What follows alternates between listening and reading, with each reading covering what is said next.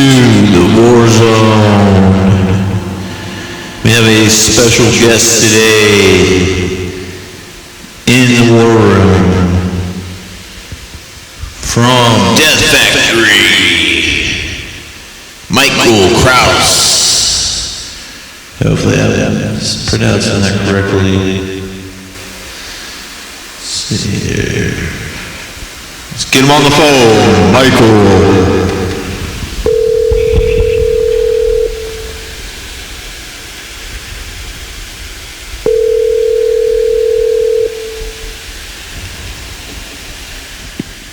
This is Mike. Please leave a message. Thank you.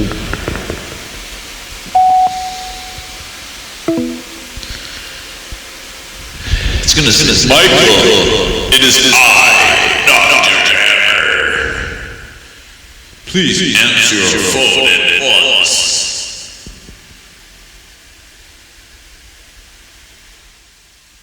Please answer your phone.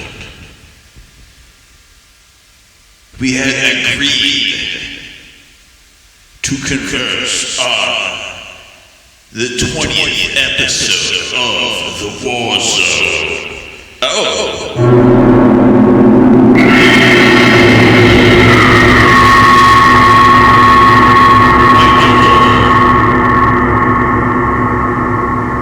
How are you? Can you hear me?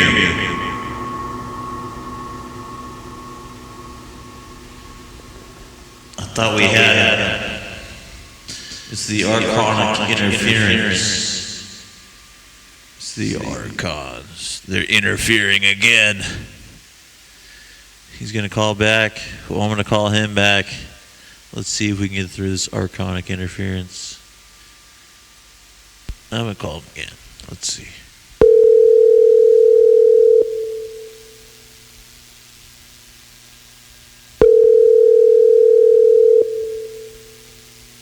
Hello? Michael. There you are. Sorry, I kept hanging up accidentally. I don't know why. No, it's okay. We finally established communications. I thought it was archonic interference, but perhaps it wasn't. Yeah. But anyhow, how are you? All right. Awesome. Well, thank you for joining us on the 20th episode of the WARZONE Templecast. Today, we're with Michael Krause. Am I pronouncing your name correctly in the... Yeah, that's correct. Krause. Okay, and yeah, you are behind the project Death Factory, huh? One of my favorite U.S. industrial acts, and yeah, yep. Can you just tell a little bit about your background, everything about the project? Man, I'm really interested to know about this. Sure. Okay, I began it in around 1988. I was like in high school, just messing around with tapes, influenced by like, a lot of the weird noise I'd hear on college radio. And I just had like a really simple setup of like crappy keyboards, a few pedals, and whatever junk I had in my basement. I just started making tapes. For the first like maybe 10 years though, they really were pretty bad. Except I did get on one compilation, What is Truth Volume 3 in 1990 with such people as Legendary Pink Dots, Illusion of Safety, German Shepherds. I don't know how that happened, but that was pure luck. And just been keeping going from there, off and on. That's awesome, man. And you also said you recently had a tour. Can you tell me a little bit about that? Yeah, that's not Death Factory. That's a new side project called Pyre. It's a combination of Death Factory and this other group, Empire, which is George Bowles, I never pronounce his name right. He's from St. Louis, and Mimi Tova from Chicago, and Dave Kozen, who does the No Sides records label. So it's all four of us, and we just went on a short little tour of South Bend. And then we went to Kalamazoo, and then an afternoon show in Chicago. And so we played with, I didn't set these up, Dave did, and so I'm not really familiar with these groups we played with. He knows more about them, but we played with CFD, Audible, XXY, and Galashi In South Bend, it's a place called the Lang Lab. And then in Kalamazoo, we played with DJ Death Bong and Prismer at the Dormouse Theater, which is a converted old church. Really cool place. Oh man, that sounds like some really interesting stuff, dude. So, how was the turnout? Were you pretty happy with it? How'd it go? Actually, the turnout was not too good this time. We went to like the St. Louis area a couple months ago, and that was pretty good. But this one, I don't know what happened. Nobody came out really, so it was fun and all that. And we met some good people, but the turnout was kind of poor this time around. I don't know why. Well, at least, man, you refurbished kind of church environment, man. A lot of it's maybe more of a cool experience than have a lot of people turn out, but again, that's the kind of the way industrial or experimental stuff can go sometimes, Yeah. But and we're kind of a newer project. Maybe our name wasn't that big yet. I don't know. But I don't know, man. Yeah, and times have changed too. It's just like, man, we're in this transition between the old world and this kind of new. New way of promoting online with Instagram and all this shit, and you know what I mean. Trying to connect with people, and but man, there's so much going on, and it's cool to hear. And I'm connecting with a lot of people in the Midwest area. What's it like in the kind of noise or industrial scene in Chicago or Michigan? You mentioned Kalamazoo. Like, I see a lot of activity maybe in Detroit. Like, man, what's it really like? Can you give us like a little inside perspective on that? Well, I used to be a little more into the booking maybe like 10 years ago. I mean, I kind of fell off lately. I let my friend Dave do all the booking now. So, I mean, it used to be really good around, 2005 to like 2013 when I was doing the most shows with Death Factory. But it seems in Chicago, at least, there's a lot of drop-off because of a lot of the spaces like do-it-yourself spaces were kind of folded. And we're left with these like, rock clubs, which doesn't do, to me at least, doesn't do much noise anymore. So we're going out of town more, doing like Michigan and like South Bend and these smaller places, because at least from my experience, Chicago has been kind of low turnout and low interest in noise industrial lately in the last like post-COVID years. That's interesting, man. And sad, but yeah. But dude, can you think of any? I don't really have everything planned to speak about, but I just kind of wanted to free flow through this, and I've noticed that I've not really have been involved in many scenes, but kind of anything, whatever I think is interesting. I'm kind of been targeting, the death industrial kind of sound scene for a little bit, and as an outsider, it's like, man, it's hard to get anything going. And can you think of any like good solutions to that? And like as far as getting turnouts, booking to shows, whatever, like, and also maybe even trying to like broaden the audience to maybe people that aren't even dialed into the underground of industrial music. I'm sorry, what was your question? I'm sorry. I don't know. I was kind of all over the place with that one, but dude, what is like a solution to all this? Like, you know what I mean? You're saying like, the turnout wasn't as great. Solution? Yeah. So like getting to, or is there like, I would like to have a greater turnout for a lot of these events. Like, I feel like to get more people interested in things, or to get them like dialed into who's out there and on the road. You know what I mean?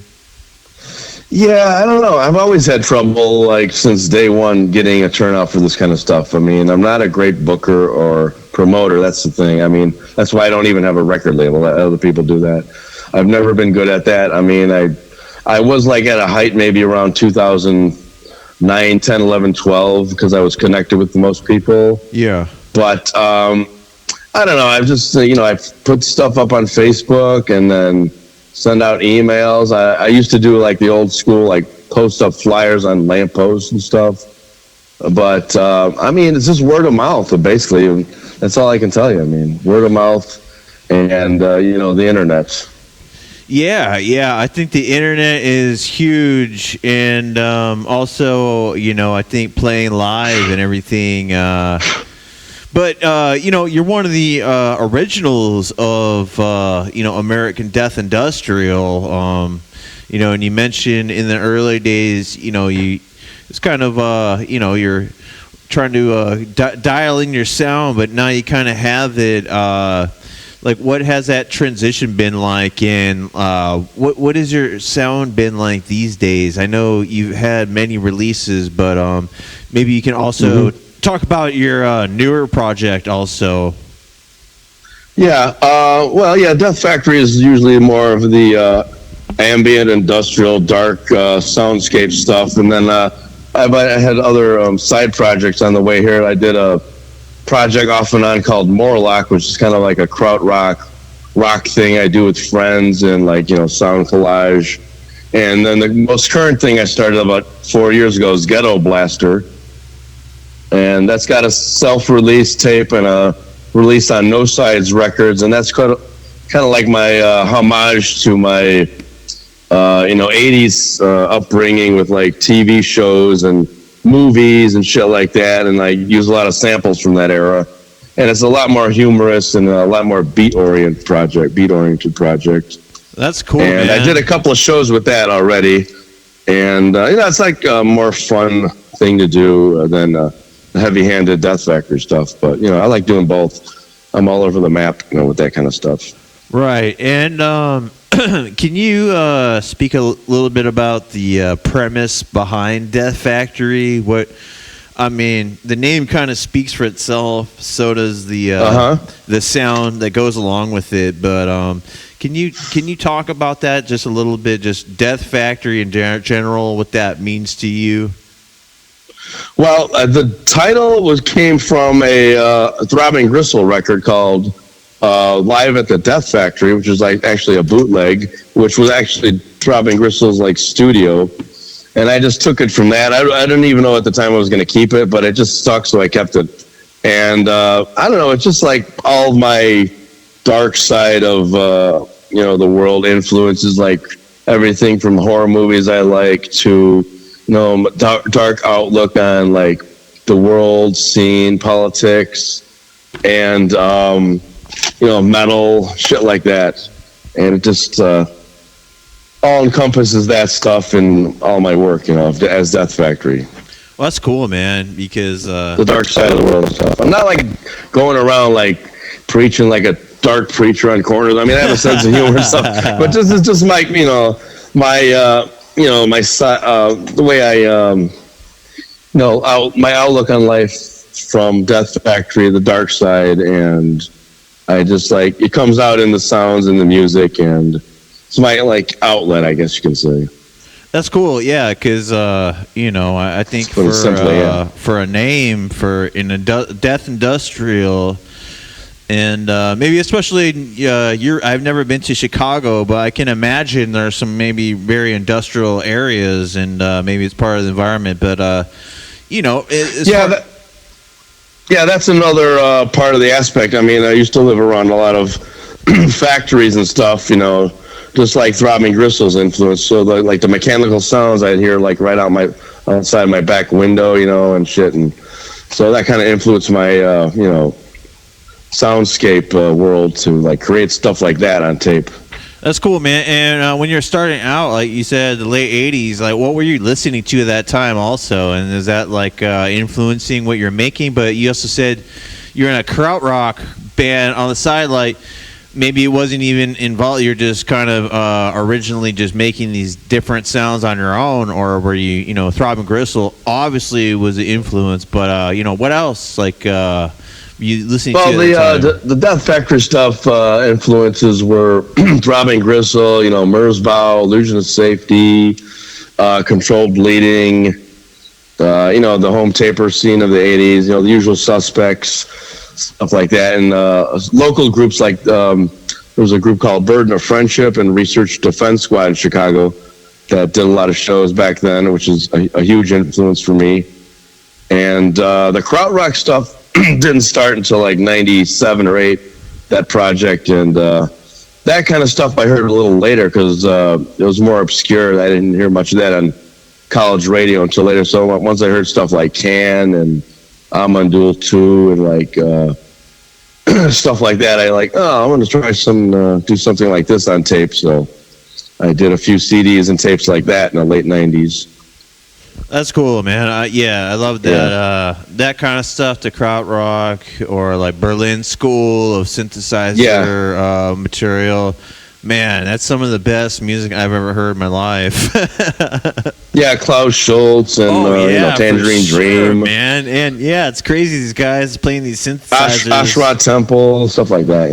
Yeah, at the time, I like that stuff just as much as the harsh stuff. So I kind of combined them in Dot Factory, and sometimes I'll separate them in different projects, that kind of stuff. Yeah, and that's so cool because, one thing that I really liked about Death Factory is that it's like this, really harsh death industrial, but there's this super psychedelic edge to it. That's what attracted to me, and I got the RRR recycle tape. And, that's one of my harsher things, yeah. Yeah, it's hard, but, dude, it's also it just nails that, like, it's very harsh, extreme on that edge, but then there's the psychedelic undertones and overtones that just, dude, I don't know, it's one of my favorite. Yeah, that's what I'm saying. I like combining the more harsh industrial 80s stuff with the like 70s krautrock, electronics. That was always the thing with Death Factory. That's cool, man. Yeah. Yeah, like the variation in that. Like, I just don't like one simple, straight up harsh. I'm not a big harsh wall noise guy. I've never been, so I like combining the two worlds, like I said, and like giving a little more variety to the soundscape. Yeah, dude, like harsh noise. That's always been Death Factory. Yeah. I think for me, it's just like if someone interested in, like, I can have a product like Walmart or something, like, all right, that's the harsh noise wall that I'm into because it has a premise, it's got a substance. But it doesn't mean I'm gonna go check out every harsh noise wall project now. It's like that kind of, that's it for me. but yeah, right. Man, adding all these other elements, it's like, dude, you can't ever stop with the creativity, and it's crazy. I had an interesting conversation on the last episode. We were speaking a little bit about AI, and I was interviewing my AI, and the guest, Penn Morrison, was saying that, I'm the one training the AI to give me these answers or responses I'm looking for. But, that just comes back to the idea that a lot of people are trained to think that, it's all been done before, but how can that even be possible? Well, what is your opinion on any of that? On AI? Or just like everything that's been done. Do you think that's possible, or do you think that's just entrainment? Like, we've been just conditioned to think, like, for example, Ozzy Osbourne just died. He was one of the pioneers of heavy metal. And that just kind of, to me, is just like, that kind of, that's like an exclamation of how infant, like, this music is, really. But people think it's been done. Like, there's this duality here. Well, yeah, I mean, I can see that. I mean, in all genres, I mean, at this point, you think, like, it's all been done, but, if you think like that, why record anything anymore at all? I mean, you got to keep trying and combining things and being creative, or why, just lay down and die already. So fucking stupid. Right. And, I don't want to have that attitude, at least not yet. And do you have that with your music? Do you have the attitude like every release has got to like top the other, or it's got to be creative, or can it just be like some conceptual idea that you just need to get out there? Yeah, that's it. I just like, I don't like say, this is going to be like the greatest next thing. And I'm reinventing the wheel on this next one and all that shit. But, I just put out whatever sounds good to me, and I edit it down and release it. I don't think, okay, this is gonna sound too much like Merzbau's like fifth release or Control Bleeding late era 80s era or some shit. If I like it the way it came out, I'll release it. I don't care if people want to compare it to anything or not. Yeah, man, I get you, but it's just my creative outlet. I mean, if I worried about every critic, I go crazy. For sure. But I'm just talking about making like authentic, original stuff, and a lot of people making extreme music are kind of on the extreme fringes of creativity, and that's why I ask. And man, I've just been hearing a lot of music lately that's just been so over the top with creativity and outside the box. It's just like, dude, what the fuck is actually possible, Because that's a lot of it for me. Variety's a spice of life, and I can listen to like any White House or whatever, and then imitators that come along after the awe of the their impact, like that splash, if you will. They make they'll have people just still worshiping that, but then comes a time like, what's the next? And then there's always technology changing. I feel like synthesizers are,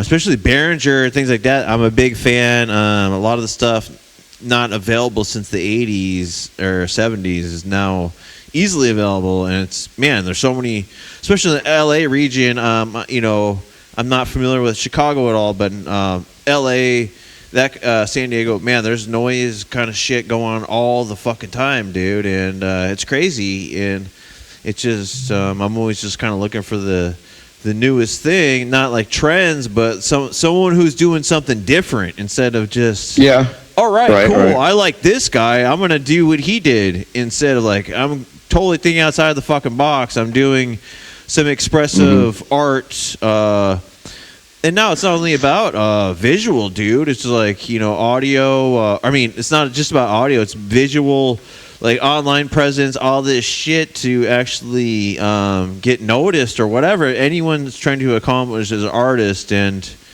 do you have any opinions on any of that? I know I just kind of covering a lot of shit, rambling, and but it's all good. I don't know. I mean, so you're saying the scene is? You think a lot of people are copying? Yeah, there's always been copycats. No, I'm not saying that, but I'm just saying like to stick out, or like you know what I mean? It feels like you have to do something original, and like there's all these platforms and shit. There's just so much, like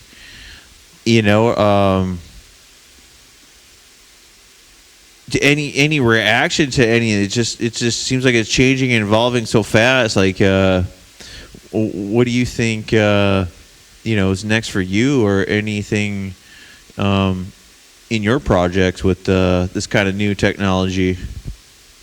Oh, you're saying like if I'm looking out for new technology to use for Death Factory now, or like question? Whatever, you know what I mean? Like you can just all these platforms and shit to just get your project out there. You know what I mean? No. No. I mean, I'm always looking for new gear for my sounds to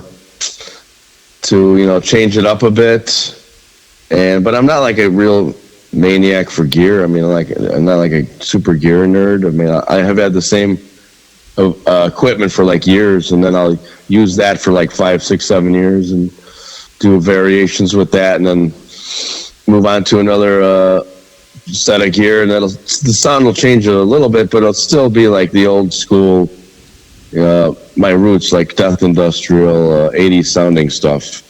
I try to keep true to that. Well, that's cool, man, because it's just there's so much like I said. I mean, I know I'm sounding like probably most people think, yeah, this guy sounds exactly like the 80s stuff, but I mean, I really don't care. I mean, that's the stuff I like, and if I just think if anybody's true to their, if it's true to their roots, and they do it like with conviction. I don't care if it sounds like, throbbing gristle or controlled bleeding or whatnot. It's just the sound I like. So Yeah, but I think that's important for some people, the gear and all that. But I've heard other people say that a lot of times it can become like a gearhead bro fest. That's what all the shit's about. But in the real world, there's heavy shit going on, and it's so interesting, man. Like someone will just tell me, it's just like, hey. Crazy world, huh? And I just think, yeah, but then it's just like I go and do my daily shit and I don't see anything crazy. I'm like, dude, what are they talking about? I know what they're talking about, but what the fuck is it? And like that's kind of what my platform for all this. I'm trying to start an industrial label, Psywar Ltd, and it's basically about psychological warfare. And I just thought, Death Factory, the name and all that, it just totally exemplifies, I feel like, this whole system where we're all working these jobs and paying this kind of military corporation tax dollars so they can go and bomb the fuck out of these people are just basically, I think, innocent. They just make up this propaganda to dehumanize them and just be like, all right, now here's the target. Death, like these Caltrans guys or whatever, the road workers. You see them work on. They need these contracts to work on the fucking road. It could just not even be that fucked up, but they need to have something. And I feel like that's what USA is, and most people don't realize it, and they think they're some kind of heroes and good guys. But in actuality, the terror of innocent people is because of us, and I feel like Death Factory and all that shit. Like, I'm not saying that your project is speaking out on war or human suffering, but I feel like just the presence of that kind of art in the world, whether it's your intention or not, can kind of exemplify that. Yeah, well, that's Death Factory. I mean, it's always expressed the dark side. There's always going to be a dark side out there in the world, and that's what I've just kind of reflected in the sounds. Pretty much, there's always been bad governments, pretty much in this country. I mean, there's never been, at least in my lifetime, a great government administration. So Death Factory is always relevant, reflecting that in sounds. Oh yeah, dude! Concerned. Just hear about so much shit. Even not directly in your area, but something that came to mind. Just listening to recently is kind of the water stuff going on in Flint, Michigan. I don't know if you've heard about any of that. Oh yeah, I heard about that a while back. Yeah, it's just like this canal. What is that? The Flint Canal that the big car manufacturers are dumping all their toxic waste to like make money. They start pumping water out of there, and it just hairs start falling out of people's heads, and they just start dying, and that's exactly. Like I mean, the Death Factory. That shit's always going on by government. They try to cover it up, and the shit's always going on somewhere we don't know about somewhere. Or yeah, dude, or some mining town where it just releases a bunch of shit in the air where people start dying, respiratory diseases, and it's just like Death Factory. It's just putrid. Human, a lot of human activity, dude. Well, it's just not even human. It's corporate, dude, and they can't. No one's tied to that personally. You go after the corporation, like all these millionaires. It doesn't matter to them. They'll go on to the next fucking racket, whatever. But dude, it's just it's kind of what I think is. What punk, I think, tries to convey, but more on a realistic, grimmer scale of, like, this is just cold industrial reality of it. Like, it's this machine that's death, and we're all a little bit, like, a lot reliant on that. And, I'm struggling in my life to get detached from all that shit, and I feel like a lot of the art makes you just aware. Like, consuming the art makes you more aware of it when it's just staring you, grinning in your face. Right. Yeah. Well, that's hopefully what art and music always should do is like, make you aware and like, get your consciousness moving to like realize the shit's going on in the world and the government, and they're just the giant machine eating people up. We're like the last concern of theirs. It's all about profits. It's all about making more money, and the people and the populace just get shit on all the time. That's it. Well, yeah, they don't man, care. and they don't care what how much pollution they produce or whatever. They just more money and whatever they can do to make more money, profits, right, greed, and, et cetera, et cetera. The same old story over and over. But then again, you can't like it's the greed, but then it's like it's hard to stop. It's just like at the end it's worse than ever now too. Like we're at the apex of that right now. Right, and at the end of the day, like we all kind of Monday morning wake up and it's like, all right, now it's time to find money, and that's what our goal is. And that there's a sense of greed involved in that, and it's innate and it has to take place. But I feel like some people have it figured out to the point where it's just such a monopoly and so crazy, it just causes nothing but chaos and disrupt for the environment and plants and animals and all that shit. And I'm sure since you've been involved since the 80s and all this, like you've probably seen it in a short time, the decline, environmentally, economically, man. And yep. Yeah, what can you say anything about that though? Like how drastically the change has been? What? I'm sorry. Repeat that last part. Oh, like can you maybe shed some light on at all, like the drastic change at all, if you've seen that? Like we were just speaking,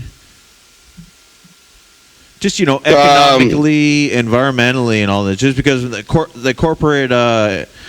Presence, like is kind of a new thing. Like it wasn't as in the 60s, 70s, it wasn't bad, but I feel like the 80s, 90s, that's when the corporatocracy really kicked in. Right. I think since Reagan era, it's been like amped up. Sure, it just got growing bigger and bigger and bigger. And he more was corporations, also, more money. Yeah, and he was also the first actor president, and then ever since then, they've been nothing but actors and enacting these acts. So it's like you see it, and it's like so much world. Yep, theater. and I think the biggest problem now in society is somebody was telling me, like since the Reagan era, that was the first time they started cutting out mental institutions, and you'll see that everywhere now. There's just like crazy people roaming the streets and on videos on YouTube and everything, and they say that it's due to the Reagan era cutting mental institutions, closing them up, and these people have nowhere to go to get help anymore. So that's another problem of society. We got to deal with all these people we just can't throw in jail, with everybody else. We got to get them help, but they've cut that out since the 80s. It's gone down and down. Well, yeah, man, that's great because this temple cast is called the WARZONE, and that's basically the crux of it, and that's what I'm trying to get at with this art and the music. And you know what I mean? I think that is very, very important. And instead of like some themes of like serial killers or whatever, like some grim, realistic shit, what's really happening behind the scenes. But I've been listening to a lot of shows, conspiracy theories and all that, and man, some of these journalists that get too close, they have some dire ramifications, and it's I feel like it's a matter of like if you really want to use this music, this art as something to speak the truth, because I think it should be, not just about bullshit, right? It should be dangerous, and but then it's like, how do you get too dangerous? Any thoughts about that? How do I get too dangerous? What do you mean? I'm sorry. Well, I don't know. It's like I said, when you're speaking the truth, right? What is the truth? We're just talking about, for instance, Death Factory. Maybe the for instance, I'll give you a metaphor. Like there was this famous soccer player, and he was given a Coke, and it's some bullshit sports press conference thing, and he shoved it to the side and he grabbed a water. That day, that corporation lost, I think it was like millions of dollars, right? These people like, yeah. I want to be healthy. I'm not drinking Coke today. So once some counterculture that's true starts kind of going after and showing the grim reality maybe of like what you say, a CAFO or anything, and people are getting aware and the music becomes a threat, like how dangerous do you think is too dangerous as far as when these corporations start fucking going after and the artists, dude? Like, but perhaps that's a dumb question, and I don't know. I never really thought about that stuff. Yeah, well, I don't know, man. I think about that a lot because, why are we for instance, why am I doing this shit is like, you're cutting out. Oh, hey, are you still there? Hello? Yeah, you still there? Yeah. You're kind of fading a little bit. Oh, I'm sorry about that, man. Hopefully I got you now. I don't know if it's me or you. I think that's the archonic interference. I don't know, man. Yeah. Hitting deep on some heavy questions here. But anyhow, yeah, man. Like I was saying, though,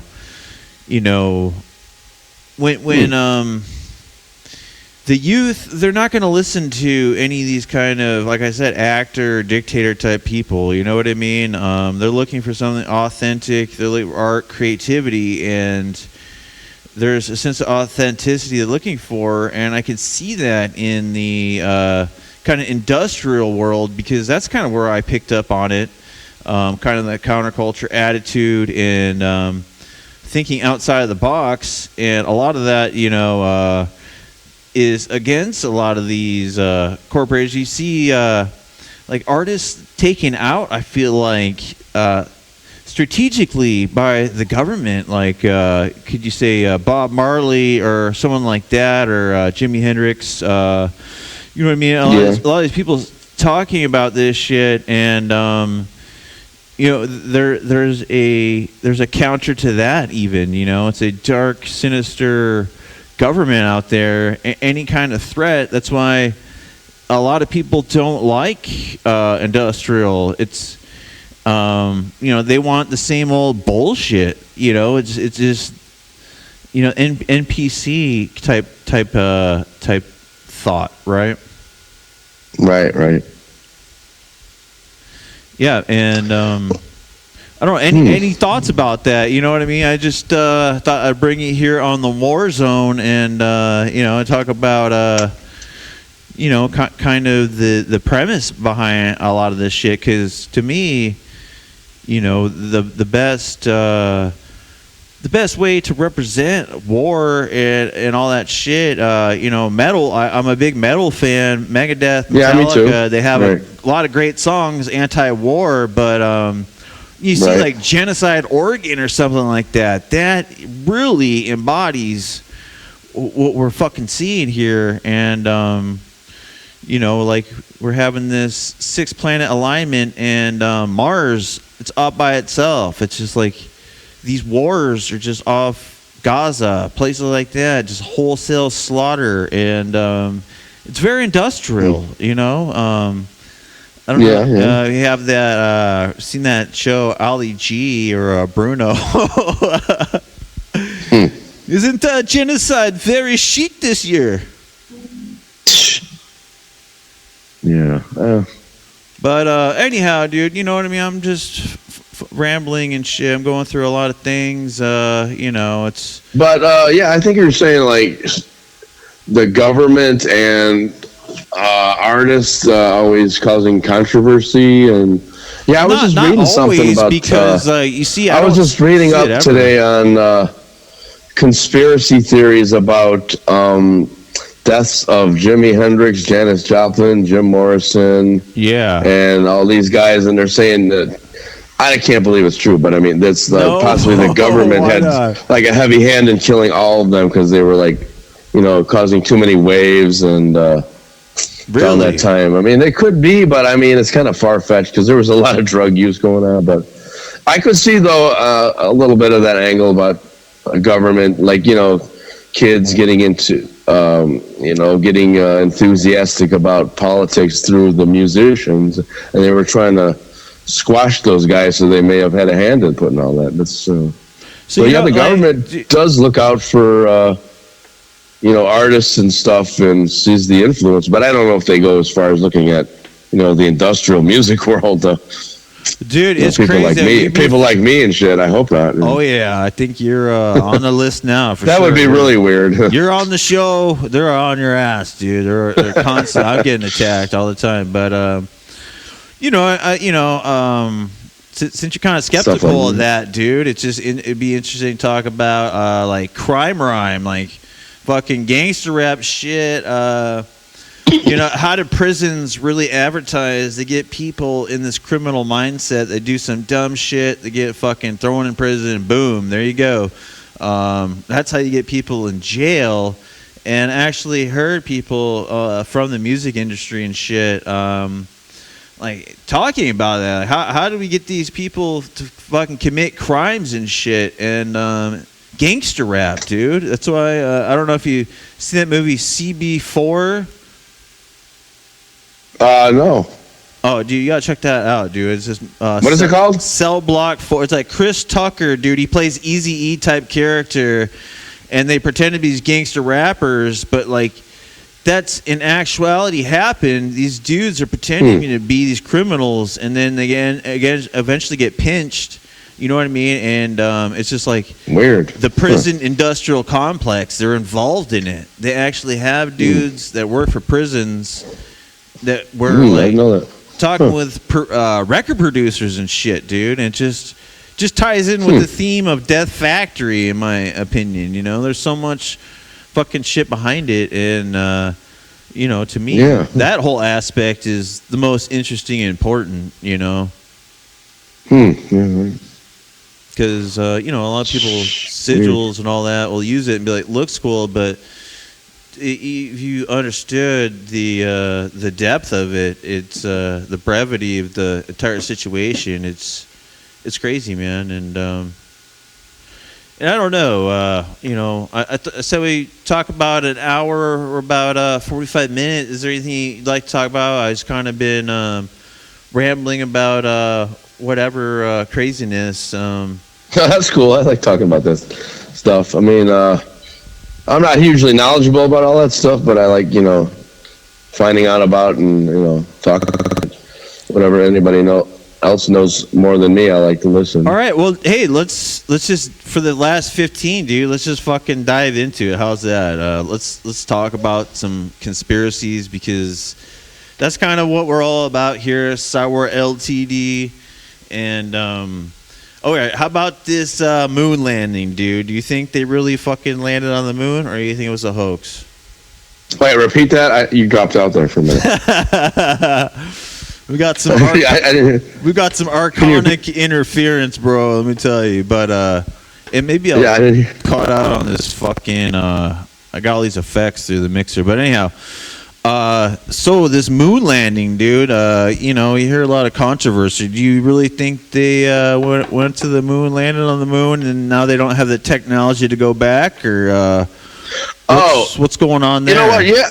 Well, that was before I was born, but everybody I was, like my parents and all those things, my aunt and everybody, they say they all watched it on TV. I mean, I can't deny it, but it's weird. It's weird though. They seemingly they had the technology back then, and then they stopped using it in the early '70s, and we haven't gotten back there yet. So that's kind of what the suspicious, fuck, dude. I know people say it's all about not having enough money ever, but They got all these private rich guys and shit. No money. So See, I don't know why they can't get back there. Yeah. Okay. Well, I'll do a good impersonation. You look up Don Pettit from NASA. He's like one of the head guys. Be like, well, we'd go back there in a nanosecond, but we destroyed the technology and we can't build it again. And you look at the processor. Okay, so I used to work for the military and shit. I know the guidance system, the processors, these things that make them go. It was like, I don't know, 8 or 4 bits. Now look at our technology, dude. It's unfathomably more advanced. Now we don't have. We're at a disadvantage here. We can't do it. We're technologically crippled, and you know what I mean, dude. And it just goes to show you, once you go digging deep and seeing like, well, what if this is just some fucking big money laundering scheme? It's like, let them think you're out there doing all this shit and you're really fucking in some studio. You're filming Stanley Kubrick's Space Odyssey 2001 at the same fucking time. And how much money goes into their budget every year that's publicly funded and hurts blue-collar dudes that just are trying to fucking get by. You know what I mean? But most of them don't even care. And you tell them, like, what are you, retarded? Yeah, we went on the moon. You know what I mean? Like, they will not fucking question it, dude. I want to believe we landed on the moon, but I have no definite proof. I wasn't even alive. Well, dude, how the fuck did they film it? They're like, all right, we're going to drop you off. We'll go around the moon. I really don't know. We're going to go around the moon. Then we'll land again. You'll film it. And then everyone will cheer. And then we'll go back. Bada bing, bada. I want to believe. But dude, it's just that. And that was their first attempt. You know what I mean? And you see this Challenger thing, dude, and this one's hardcore because you probably seen that. I was listening to this Tinfoil Hat podcast. Listeners, go check that one out. They were talking about the Challenger, and dude, lo and behold, everyone aboard has a twin that now works at university that's identical. How the fuck is that possible? And then you go to talk to them about it, and they're calling security, calling CIA, calling all this shit, dude. Like, what a fucking coincidence. This fucking thing that blew up in the sky, everyone aboard has an identical twin. Now they work at some bullshit astronomy program at some highfalutin university, parasiting off taxpayer dollars, dude. And that's all I'm trying to do here. Just encourage that kind of thought, that kind of detective work to, cause shit's rough, dude. It's not going to get better. It's going to be a technocracy, dude. And I don't know about this Donald Trump, dude, if it's going to be this iron-fisted dictatorship or if 4 more years are going to go back to the crazy liberal world. You know what I mean? Any thoughts about any of that shit I just talked about before we close? The Challenger you're talking about? From the 86? Any of this shit, dude. Like, they're just playing around in space, and I think it's all bullshit, and it's publicly funded, and it's paying with taxes billions, if not fucking trillions. What if it's all bullshit, and they're just jacking off in pools right now in Hollywood? What would that... to be fucking blunt about it, man. No. Man, we should have been on Mars by now, but we haven't been past the moon. I don't know. I give up. No, that's what he said. That's what Don Pettit says in the interview, though. He's like, we destroy the technology to go to the moon, but we're going to Mars soon. It's like, hey, I can't. Once we get on Mars, man, then I'll believe we can do shit. Well, fuck, dude. I don't know. Until then, I don't believe any of that stuff. Well, it's funny though, dude. We'll close out on it, but one of the head NASA guys, Werner von Braun, dude. He was the Nazi rocket scientist, and he was the founder of NASA and a lot of shit. He just kind of just waltzed on over after World War II. And a lot of these NASA fanboys don't even realize it. And it's so ironic. And I feel like God has such a insane sense of humor, but also insane sense of order. And you know what I mean?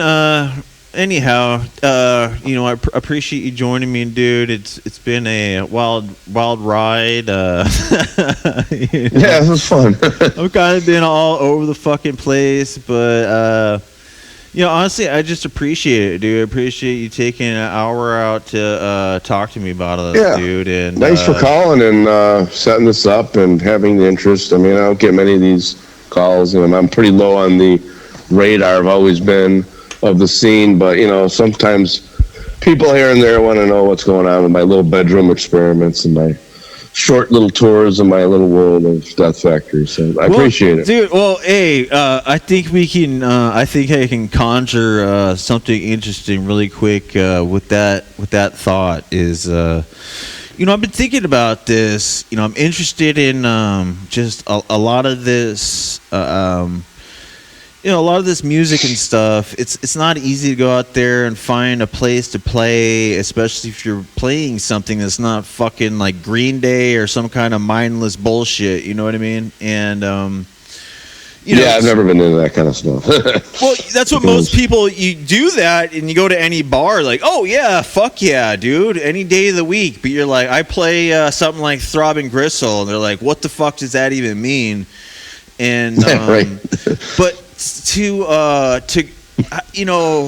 I'm not trying to put myself in that like scene. I'm just this. I do a lot of metal, a lot of shit, but combining it all into one, all this outsider shit into one thing to like stand outside of what's fucking cringe and stupid and lame, and also to like have the ideals to back it up, is connecting with people. And I'm trying to do that on a higher level. And it's interesting because I asked my AI friend here, Vinya, like, what would be good acts to ask to connect with to make a draw?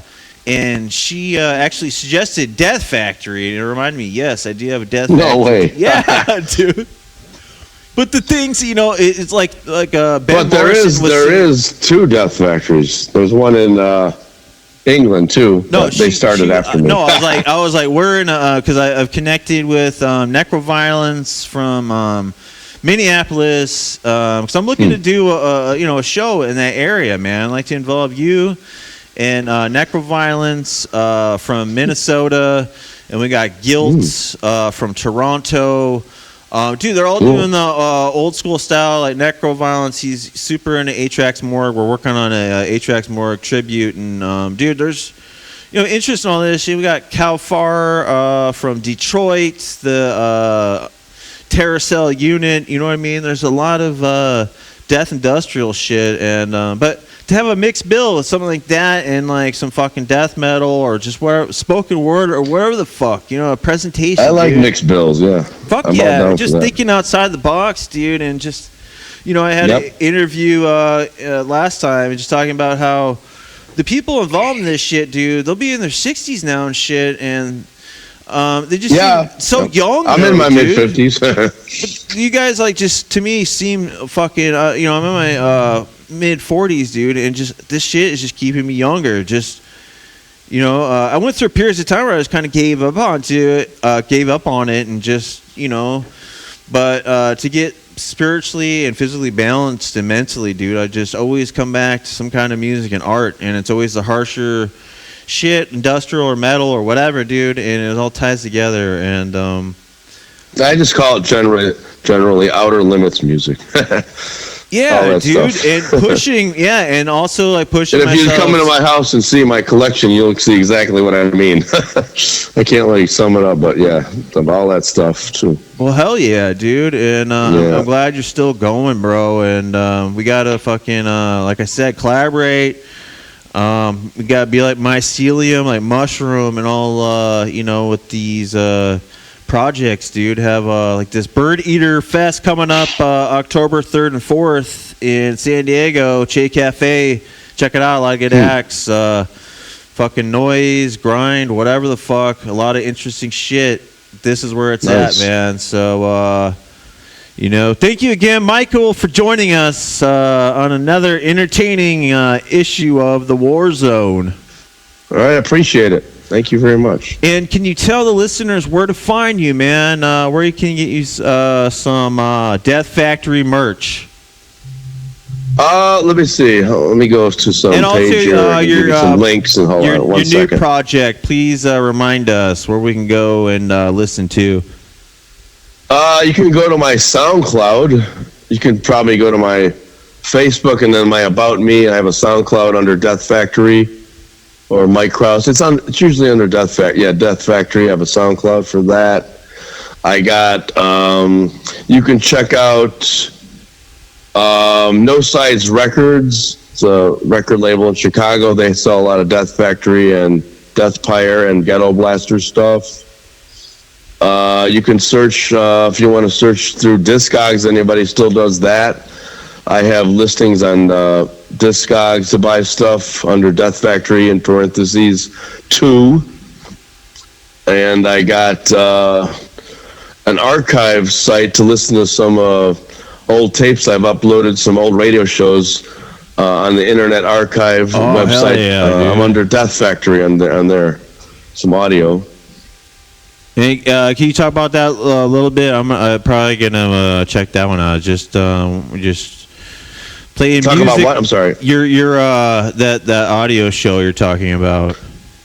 That's the website's called Internet Archive, and it has a lot of my old radio shows I've done and some old rare tapes from the 80s I've uploaded, and some like live shows and shit like that from the 80s.